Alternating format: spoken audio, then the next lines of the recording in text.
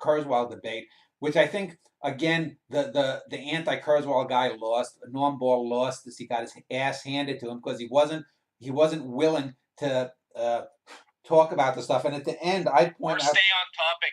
You should also mention that Norman Ball becomes too abstruse sometimes. yeah, He doesn't stay on topic, and he's constantly using these obscure metaphors and everything when a simple statement would suffice. yeah, and I will say that I did give Nikola Danilov too much room to I let him basically, in a sense, bully Ball to a certain degree, and that's on me. But the thing that really kind of aggravated me was after we had done this interview, this Nikola Danilov posted online that, oh, the quality of the audio and the video and this was not up to it. And if you've seen his interviews, he interviews a lot of sci-fi nerds and Kurzweil freaks. Like I said, he's sort of a Kurzweil cultist, and he's got all this $1,000 worth, several $1,000s worth of fancy equipment and whatnot. And I'm sure he has blazing internet speed, 10 or 20 or 100 times faster than I do.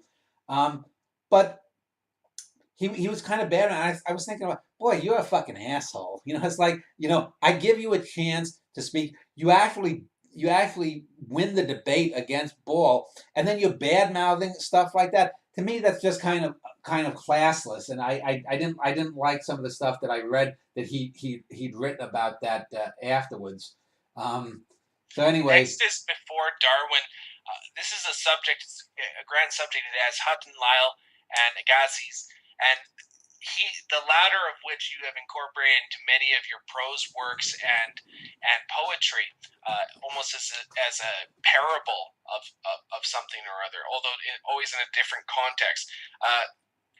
This is one that I think fails in certain areas simply because of the lack of technical expertise on the interviewees, yeah, and some of the points they don't really get deeply into. You'll talk about the idea of deep time, or how Hutton was the first layer that Lyle built upon, and it doesn't seem like they really register that. This is one of those things that, similar to the film or art shows, where you seem to know a lot more than what they espouse on. They may get some nth degree kind of things, but again, it's more important to get the essence of something and hone it down yeah. to something, a concept, than what they were doing.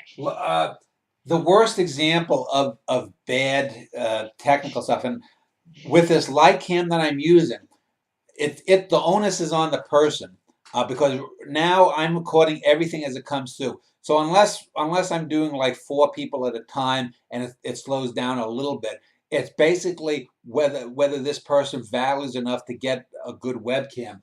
The worst example of that actually comes in the interview I did on race and gender identity, where one guy, the guy from Canada, who was in Toronto, and I had spoken with him a week or so earlier. He's in Toronto, get good reception. He decides to go fucking up to a lake 150 miles north of Toronto, the middle of the woods in Ontario, a lake island. He's on like the lake island of Innisfree in the middle of a lake in fucking Toronto.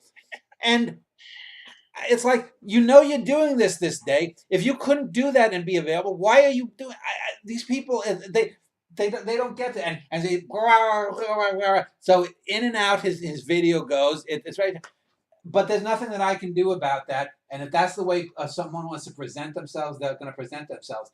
Same thing. A lot of these people, I have to explain how to download Skype, how to do this. Some people say, "Oh, I don't have Skype, and I'm not going to put it on my thing. I don't want to do an interview." It's like, okay, at least be honest about it.